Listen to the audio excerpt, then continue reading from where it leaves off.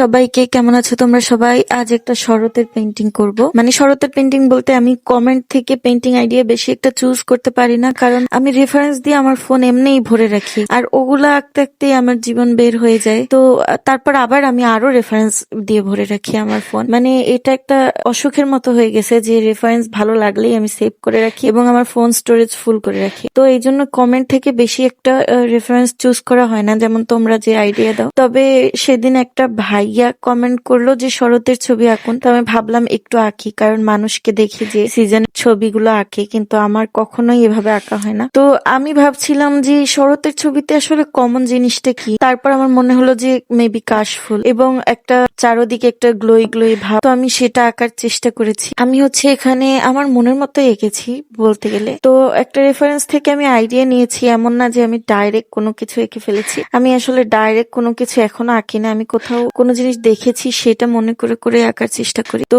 এইভাবেই আমি ছবিটা আঁকার চেষ্টা করছিলাম। আরো অনেক কিছু তোমরা আঁকতে বলেছিলে, যেমন পানিতে ভাসমান নয়নতারা এবং পানিতে ভাসমান শিউলি ফুল বলেছিলে। কেউ কেউ বলেছিলে বিড়াল আঁকতে, কেউ বলেছিলে, মানে অনেকে অনেক ছবি আঁকতে বলেছো, কিন্তু সত্যি বলতে আমি একটু সময় পাচ্ছি না। আমার প্র্যাকটিক্যাল পরীক্ষা চলছে, যার কারণে মানে এক্সাম দিতে হবে, এই জন্য আমি সময় পাচ্ছি না। কিন্তু তারপর আমি তোমাদের সাথে অ্যাটাচ থাকার জন্য এরকম ছোট ছোট এফোর্টওয়ালা ছবিগুলো তোমাদের সাথে শেয়ার করছি, কারণ এগুলোতে তো বেশি টাইম দেওয়া যাবে না। কারণ অনেক আগে যেমন রিয়েলিস্টিক টাইপের কিছু ছবি ছাড়তাম, এখন সেটা পারছি না। ওই যে বললাম সময় স্বল্পতা। আমার মনে হয় মাঝে মধ্যে যে আমি পড়ালেখা বাদ দিয়ে দিতে পারি, কিন্তু আমি আঁকা বাদ দিতে পারবো না। যাই হোক, এই ছবিটা তোমাদের কাছে কেমন লাগলো জানাতে ভুলবে না।